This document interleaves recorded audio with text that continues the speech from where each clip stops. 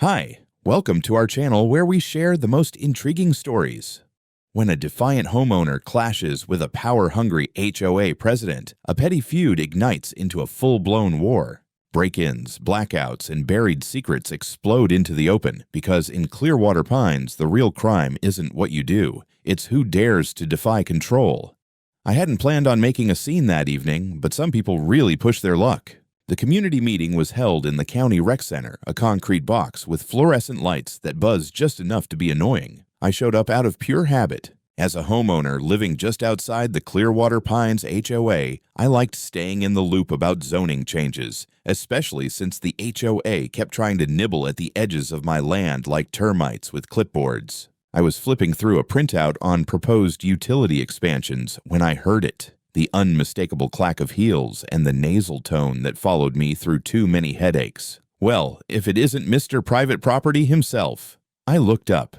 Karen Norton, president of Clearwater Pines HOA for 8 insufferable years and walking definition of authority gone feral, was making her way toward me, expression like she'd just tasted sour milk. "Evening, Karen," I said flatly, not even pretending to smile. "Didn't realize this was a costume event." She ignored the jab and launched into her performance. "I just wanted to mention that your property, while technically outside HOA lines, continues to be an eyesore from our eastern gate. The overgrown hedge, the gravel driveway, it's dragging down our community value. We're considering submitting a request to the planning board to review your access point." I blinked. "Review it for what? Being on land I own. You really ought to focus on your side of the fence, Karen." She smiled thinly. "The board believes the sightline your property creates undermines the visual cohesion of the neighborhood. I was hoping we could work something out. Maybe repaint your fence, swap out that old barn roof for something more neutral, earth tones."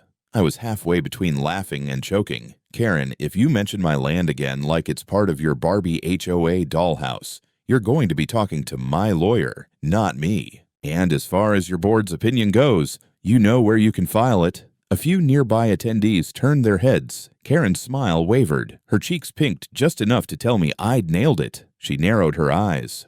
"You really shouldn't speak to me like that in public." "And yet," I said, grabbing a cup of burnt coffee from the refreshment table, "here we are." She leaned in close, that voice dropping a notch too low. "You've made a mistake. You'll regret that tone. Electricity is a fragile thing, Grayson. Sometimes it just goes out in the middle of the night." I gave her a look. "Threaten me again, Karen, out loud. I want witnesses." She tilted her head. "Oh no, no threats.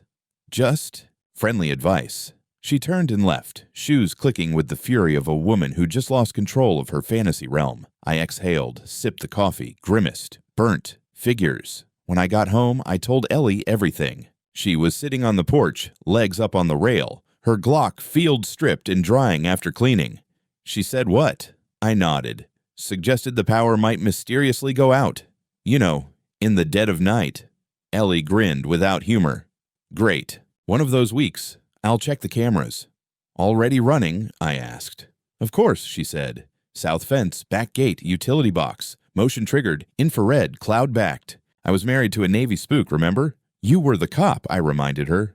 "And I was the one who caught him when he ran," she said, standing up and stretching. "She's bluffing.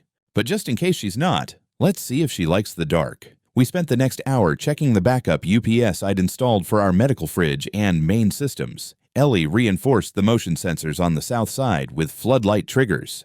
We didn't speak much, just moved through the house like we were prepping for a storm we couldn't see yet. By the time we turned in, everything was armed, cameras on, alerts synced to both phones, power routed clean. I climbed into bed with one eye open, the kind of alert rest only ex-military and ex-cops understand. I didn't know yet what was coming, but I had a strong feeling that when it did, it wouldn't come through the front door. The sound that woke Ellie wasn't loud. It was the kind of subtle noise most people would sleep through, a soft metallic clink, like a belt buckle brushing concrete. But to Ellie, it was as loud as a gunshot. She'd spent years on night patrols, trained to pick up anomalies between breath and breeze. Her eyes opened instantly. The clock read 2:37. She was already out of bed by the time the second alert came. Motion detected on the south fence. Her phone buzzed. The camera feed loaded. 3 figures, dark clad, moving low. One of them held what looked like a flashlight wrapped in red cellophane to dim the beam. Another had a toolkit slung under his arm. The third was already at the electrical panel near the side of the house. They were good, quiet, quick. They avoided the gravel, stepped only on soil, moved like they'd rehearsed, but not good enough. Ellie didn't bother calling out to them from the window. That was for amateurs. She pulled on jeans, boots, and her ballistic vest, still fitted from her years on the force. Her Glock was already loaded. She chambered around with silent precision and slipped out the back door, barefoot on the porch until she hit the grass. The moon was a whisper tonight, just enough to see outlines. She crouched near the garden shed and watched as one of them removed the outer panel on the electrical breaker. The man next to him was flipping through what looked like printed schematics. She couldn't make out the third, but the motion sensor lit briefly behind the woodshed. He was probably posted on watch. Her voice was clear and sharp, slicing through the dark. "Hands up right now. You so much as blink wrong, and I paint this yard red." The one with the flashlight spun, dropped the light, and bolted. Rookie mistake. Ellie moved fast, down the slope, across the lawn. The man crashed through the hedgerow, tried to loop back toward the fence. She was faster. She cut the angle and slammed into him just before the tree line. He went down hard, breath knocked out of him, the metal toolbox clattering to the ground. The second guy froze at the panel, hands trembling. The third stepped out from behind the shed, hands half raised, visibly torn between fight and flight. "Get on your knees. All of you," Ellie barked, gun still trained. "Now." The third hesitated. Ellie stepped forward, not blinking. "Try me. I haven't had coffee, and you're wearing sneakers on my lawn. I could do this in my sleep." He dropped. Ellie pulled out her phone with one hand, gun never wavering. "This is Officer Eleanor Pierce, badge retired. 3 intruders on my property attempting utility sabotage. Request immediate response. Weapons unknown, suspects subdued. 1 possibly injured. Send a unit." "Copy that, Officer Pierce. Deputies en route. ETA 10 minutes. 10 minutes was plenty. She zip-tied their wrists using the plastic restraints stashed in a box under the porch. Gary always made fun of her for keeping them. "You planning to detain raccoons?" "Maybe," she'd said, "maybe not." One of the intruders tried to talk. "Look, ma'am, this is a misunderstanding." She laughed once, cold and quick. "Oh, buddy, it really isn't." She pulled out her flashlight and lit their faces one by one. She recognized one immediately. Trevor Madsen, Karen Norton's security assistant, a guy who liked to brag about being ex-military, but who'd been bounced from a weekend National Guard unit for excessive aggression. The other 2 were strangers. One had a contractor ID clipped to his jacket, faux official, the kind HOA liked to wave around to feel important. "You were trying to cut power to this house," Ellie said, "and you came dressed like you were robbing it. You think a court's gonna buy that you just got lost on your way to prune bushes?" Trevor glared at her. "We had orders." She crouched beside him. "Oh, I hope you say that again. On record." Blue and red lights crested the hill moments later. Ellie stepped back, arms folded, gun holstered. Deputies swarmed in, guns drawn at first, then confusion, then recognition. "Ellie?" Deputy Carter asked, lowering his weapon. "Damn, I should have known." "You all right?" She nodded. "Better than them." Statements were taken. The scene was photographed. One of the deputies inspected the electrical panel, noting the tools, the damage already done to the service switch. The med unit checked the runner, minor bruising, nothing more. Trevor refused to say a word after that. The other 2 babbled enough for everyone. One of them let slip that this was a sanctioned task, that they were told it wouldn't be a big deal, and that Karen would handle the fallout. Ellie stood by the porch as they loaded the 3 men into the back of separate cruisers. She didn't smile. Not yet. Instead, she reached into the toolbox one of them dropped and pulled out a folded document in a clear plastic sleeve. HOA letterhead, internal memo, date stamped.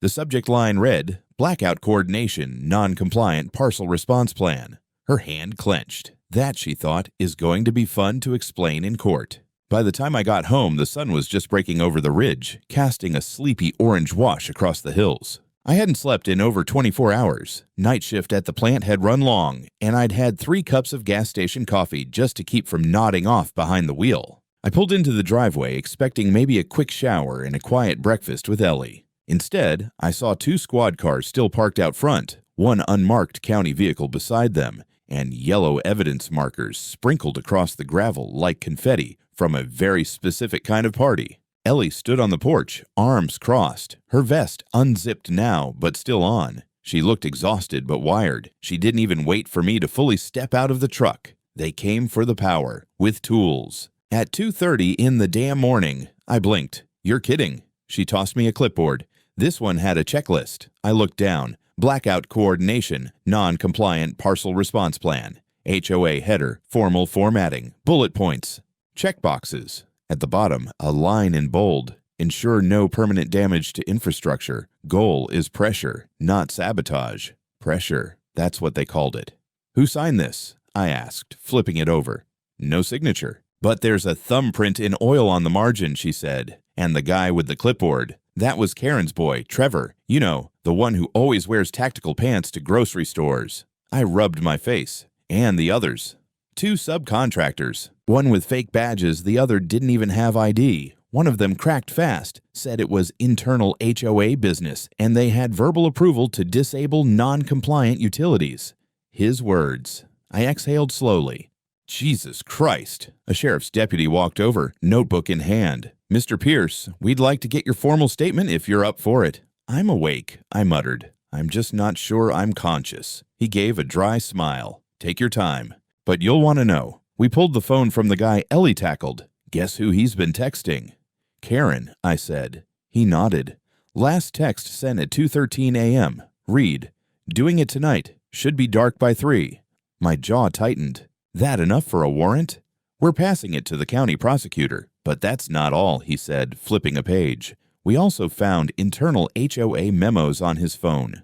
Labeled Non-Compliance Mitigation. Some refer to your property by parcel number, not address. Parcel, like a hostile zone. Ellie leaned against the railing. They had maps, too. Aerial shots, marked paths to your breaker. They planned it. I looked around the yard. The motion sensors still glowed faintly. One of the cameras had been knocked slightly askew, but was still intact. I realized I was clenching my fists. We're not letting this slide, I said.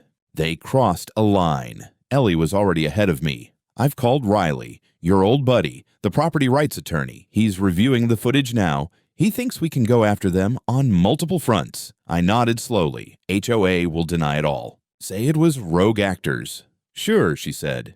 Except we've got video, text messages, that memo, and now evidence of prior planning. And the best part? HOA never had legal jurisdiction here. They stepped off their turf. As if on cue, the unmarked sedan's door opened, and a man in a gray suit stepped out. Tall, tired-looking. He introduced himself as Assistant Prosecutor Daniel Holt.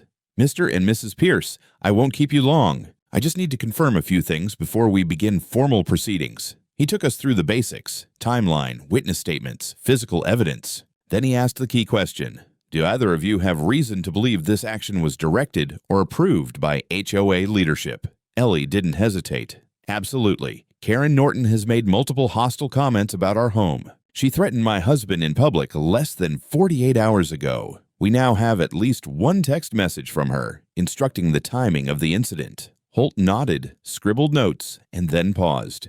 You should also know this isn't the first time something like this has been reported in Clearwater Pines. There were 2 past incidents we're reviewing now, both dismissed internally by the HOA without notifying the sheriff's department. Looks like someone's been running a little shadow campaign over there. I narrowed my eyes. You think Karen's done this before?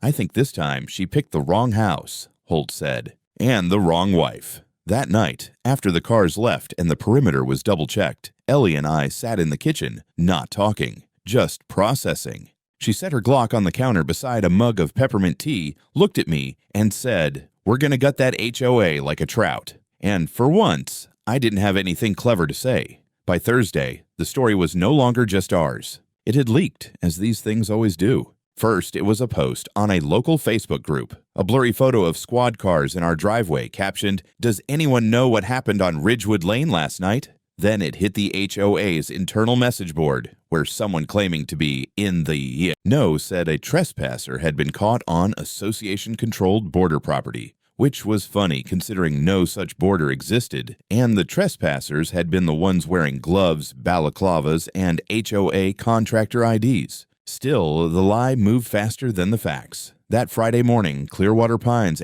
HOA released an official statement through their website and newsletter. It read, like corporate Teflon, "The Clearwater Pines Homeowners Association is aware of an unfortunate incident involving a private residence adjacent to the community. Contrary to online speculation, the association was not involved in or aware of any unauthorized activity. We are cooperating fully with law enforcement and conducting our own internal review." Karen's signature was right at the bottom, typed and smug.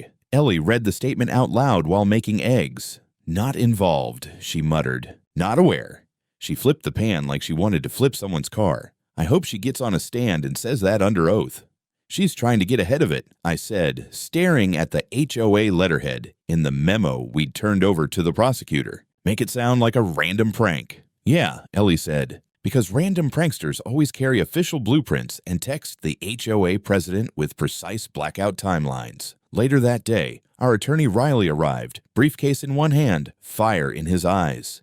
"We're going to war," he said by way of greeting. "They're not just denying involvement, they're actively deflecting blame onto you."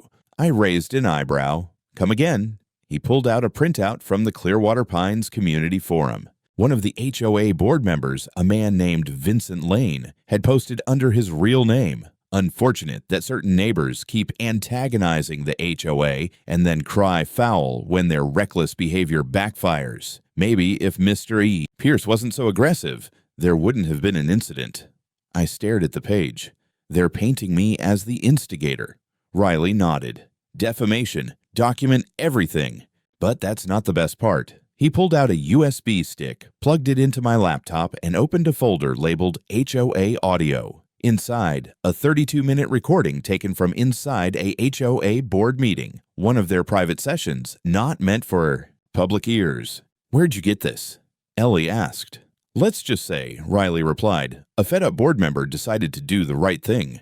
We listened. Karen's voice was unmistakable. "If he thinks being outside our map gives him immunity, he's wrong. The power stunt sends a message. He wants to be the lone wolf on the ridge? Let's see how he likes howling in the dark. This is about compliance. The board needs unity, not exceptions." Ellie exhaled slowly. "Got her." "And that's admissible?" I asked. Riley smiled. "It's more than admissible. It's strategic planning for retaliatory action, targeted, deliberate. She's not just involved. She's the architect."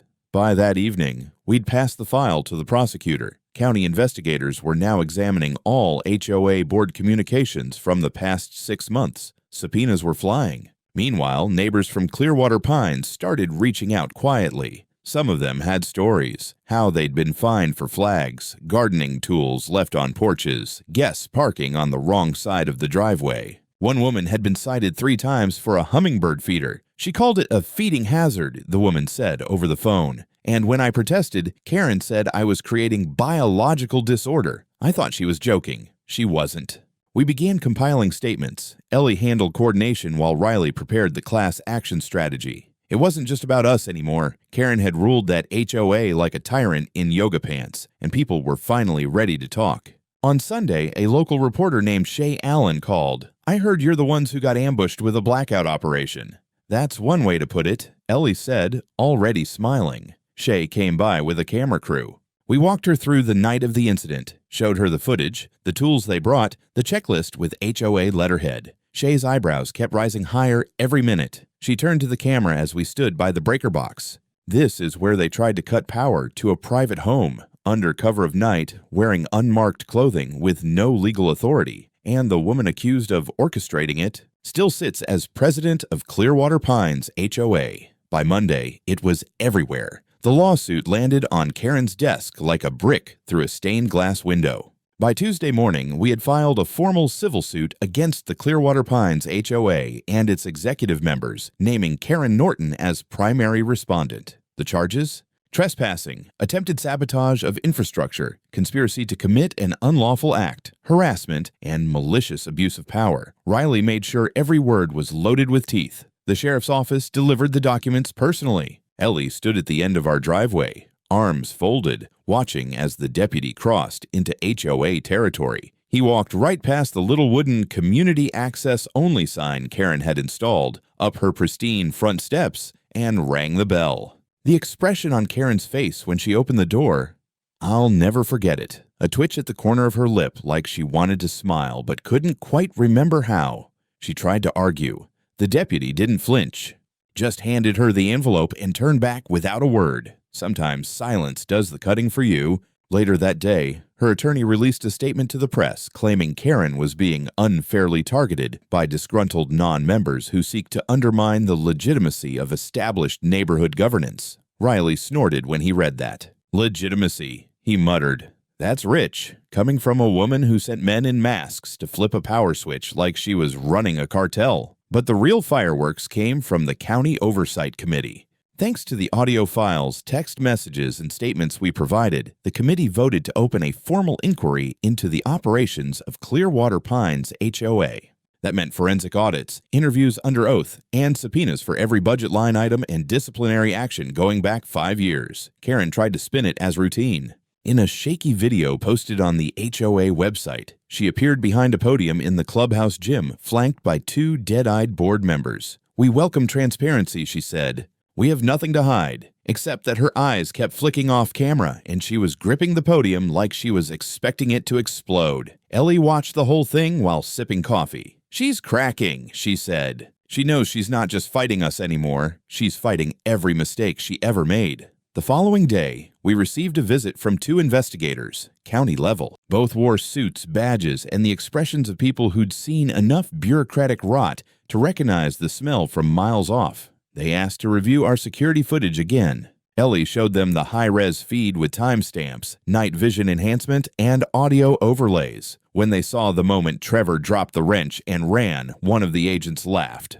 Always the middleman, he said. They break first. Then came the question we'd been waiting for. Would you be willing to testify under oath about what you saw and experienced? Ellie answered before I could. Absolutely. And I want Karen to have to look me in the eye when I do it. Meanwhile, things were turning sour inside the HOA. Whispers reached us from Clearwater Pines. Meetings canceled, residents demanding emergency board elections, at least 2 members resigning quietly for personal reasons. Flyers began appearing on doors, anonymous ones, listing grievances against the board and encouraging residents to demand an audit. Riley smiled when I showed him a photo. You started a fire, and now it's spreading. But Karen wasn't going down without swinging. She hired a private PR firm. Overnight, shiny newsletters went out with glossy images of smiling neighbors under the heading, Keeping Our Community Safe. The subtext was obvious. Paint us as the threat. One page even implied Ellie had acted with unnecessary aggression toward confused maintenance workers. Confused maintenance workers, Ellie said, genuinely offended. Next time I'll bake them cookies while they're disabling our damn breaker. I wasn't laughing. They're gearing up for trial, I said. She's trying to poison the narrative before we get to court. Let her try, Riley said. We don't need a narrative. We have evidence. And it's getting better. He pulled out a folder, fresh documents from a subpoenaed HOA drive. You'll want to see this. It was a spreadsheet, line after line of incident response logs, detailing unauthorized surveillance reports, minor corrective actions, even planned pressure visits to residents deemed resistant. And there, under a bolded header, Target Parcel 6B, Outlier, Property Non-Member Adjacent. That was us. Target, not neighbor, not resident. Target. We weren't just in their way. We were on their list. By the end of the week, the investigation was no longer a whisper. It was a goddamn freight train barreling straight at Karen's carefully polished kingdom. The county's oversight committee held its first public hearing on the Clearwater Pines HOA, and to everyone's surprise, they opened it to the press. The room was packed. Local reporters, former residents, a few board members who looked like they'd rather be anywhere else, and us, front row side by side, watching it all unfold. Karen entered late. Dressed in a navy pantsuit and fake humility, she moved like she owned the building. She gave a small nod to the cameras, but when her eyes met Ellie's, something flickered. Recognition, maybe. Or fear. Hard to tell. The committee chair, a sharp-jawed woman named Eileen Bostwick, wasted no time. We're here today to determine whether Clearwater Pines HOA has operated within legal boundaries, specifically regarding acts of enforcement, surveillance, and property interference. Karen was the first to testify. Under oath, she began with a performance worthy of a community theater audition. "I've always acted in the interest of safety and order," she said. "We believed there were threats to the cohesion of the neighborhood. Misinformation has spread. I was not involved in any unauthorized action against Mr. and Mrs. Pierce." Ellie leaned over and whispered, "Wait for it." Sure enough, the lead investigator pulled out a large printed phone record and placed it on the stand. "Ms. Norton, can you explain this message sent from your phone at 2:13 a.m. on the night of July 3rd? Quote, 'Do it tonight. Make sure it's lights out before 3. Karen blinked. That wasn't me. My phone must have been accessed without my permission." A low wave of muttering passed through the room. Then came the audio clip, her voice clear as day, talking about howling in the dark and sending a message. Karen froze. "I don't recall that meeting," she said. Bostwick cut in sharply. "That's convenient." Next up was one of the HOA's former board members, a nervous-looking man in his 60s named Howard Talley. He stepped up, took the oath, and then unspooled a story that made even Riley raise his eyebrows. "Karen ran everything," he said. "There were no real votes. She used intimidation. If you questioned her, she'd slap you with a fine or threaten to revoke your privileges. She had files on people, photos, notes, rumors. We called it the binder of doom." He glanced at Karen. "Sorry, but it's true." Ellie leaned forward. "This is better than TV."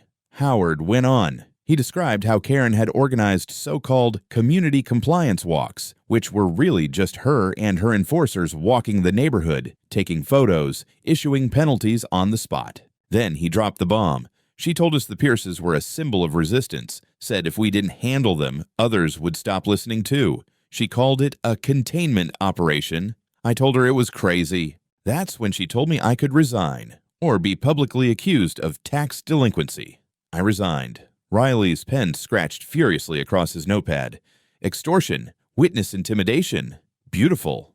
Karen sat stone still. No more fake smiles. That night, Channel 9 ran a full special, HOA Tyranny, inside the collapse of Clearwater Pines. They showed clips of the hearing, the screenshots of Karen's messages, and, for good measure, the security footage of Trevor eating dirt as Ellie tackled him. It became an instant meme. Our inbox exploded. People from neighboring HOAs emailed to say they recognized the tactics. Some even offered help, legal templates, or media contacts. One woman wrote, "I thought I was the only one. My HOA once entered my garage and left a warning on my windshield." The next day, Karen's lawyer filed a motion to suppress the phone evidence, claiming it was illegally obtained. The judge denied it within 2 hours. By now, public sentiment had turned into a landslide. Petitions began circulating to have Karen removed from the HOA presidency. Protest signs appeared on fences. "No more tyranny in Clearwater," and "Karen must go." Then came the letter, a certified copy delivered to our mailbox. Notice of emergency hearing to consider immediate suspension of HOA board authority, scheduled for Tuesday. The entire board would be present, and so would we. Karen had always acted like the queen of Clearwater Pines. On Tuesday, we'd see what happened when the court took the crown away. The courthouse was packed by 9 a.m. I wasn't used to that many people showing up for an HOA hearing, but then again, most HOA hearings didn't involve blackouts, break-ins, conspiracy charges, and a woman who'd become the living embodiment of suburban authoritarianism. Reporters clustered in the back like vultures, microphones in hand, and the air buzzed with the quiet chaos of something big about to fall apart. Karen walked in like she hadn't been publicly dismantled over the last 10 days. Crisp white blazer, hair sprayed into position, the same overconfident smirk she wore during the power stunt planning meeting we now had on tape. But something was different today. Her stride was slower. The crowd didn't part for her anymore. They barely looked. The judge, an older man with a voice like gravel and no patience for showmanship, opened the session with a clear objective. "We are here to determine whether the Clearwater Pines HOA Board, under the direction of President Karen Norton, has abused its authority, violated property laws, and posed an active risk to neighboring residents." Karen's lawyer objected. "Immediately. Your Honor, the allegations are being sensationalized." The judge cut him off with a wave. "Sit down. I've read the file. Let's hear from the witnesses." Ellie went first. She stood tall, calm and deliberate. Laid out the night in order, the noises, the movement, the moment she caught the men at our breaker, the takedown, the call to 911. She never raised her voice, never dramatized, and yet the courtroom hung on every word like it was gospel. Then came the sheriff's deputy who responded that night. He confirmed that the intruders identified themselves as HOA contractors and had no legal documents, no warrant, and no authorization. They claimed it was an internal HOA action, he said. But the property was clearly outside their jurisdiction. More witnesses followed. 2 former HOA members now openly against Karen, a neighbor who had been fined for letting her granddaughter draw chalk on the sidewalk, another who had lost access to his mailbox for non-compliant landscaping. But the real shock came when the prosecution introduced HOA Internal Memo Lusher 6C47. It was a document recovered from a password-protected drive, an actual checklist titled Corrective Actions Pierce Property with tasks like visual deterrence, breaker test, assess fencing weak spots, and reputation management. Karen's face twitched when it was read aloud. Her attorney objected. That document wasn't approved by the full board. That's funny, the judge said, because it has your client's digital signature right at the bottom. The final nail came when Trevor, the man Ellie tackled in the backyard, appeared via video call, sweating. Eyes down, he confessed. I was told it was a sanctioned operation. Karen said it was to protect community values, that we were just disabling non-compliant access. I didn't know it was illegal until the cops showed up. I panicked. The judge exhaled loudly. I think I've heard enough. He leaned forward.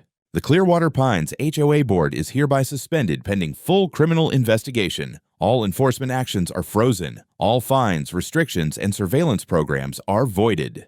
The president and named board members are prohibited from accessing HOA funds or representing the community in any legal or civic capacity. Karen didn't move. The courtroom stayed silent for a beat. Then someone clapped. Just one person, then another. Soon the whole room erupted. It wasn't wild applause. It was relief, vindication, the sound of pressure releasing after too long under someone else's boot. As we left the courthouse, a reporter called out, "Mr. Pierce, what do you plan to do now?" I looked at Ellie. She smiled. "We're going to finally sleep with the lights on." By the end of the month, Karen Norton was in jail. Not county holding, not house arrest, jail. The charges were stacked high enough to break her heels. Criminal conspiracy, attempted sabotage, illegal surveillance, trespassing, harassment, evidence tampering, and obstruction of justice. The judge didn't buy a single one of her excuses. The text messages, audio files, and witness testimonies painted a picture too precise to ignore. The prosecution even found financial misappropriation in the HOA books. Turns out Karen had been rerouting funds into special enforcement programs. That included paying off her hired muscle, Trevor, and his friends. In the final sentencing hearing, she didn't cry, didn't beg, just sat stone-faced as the judge read the verdict. 12 years, with possibility of parole after 7. No contact with any victims, no HOA-related activity permitted in any legal form. The courtroom was dead silent. No applause this time, just quiet satisfaction. Like watching a storm pass after it tore through everything you owned, and knowing it's not coming back. Clearwater Pines HOA didn't survive the fallout. Within 2 weeks of the board's suspension, the county issued an emergency dissolution order. What was left of the HOA's structure collapsed under scrutiny. Residents voted to restructure as a voluntary neighborhood association with no enforcement powers. The fancy gates at the entrance now stand permanently open. Ellie and I received our civil settlement on a Thursday. $680,000 plus legal costs and a public written apology from the county for failure to recognize repeated abuses of power by a registered HOA.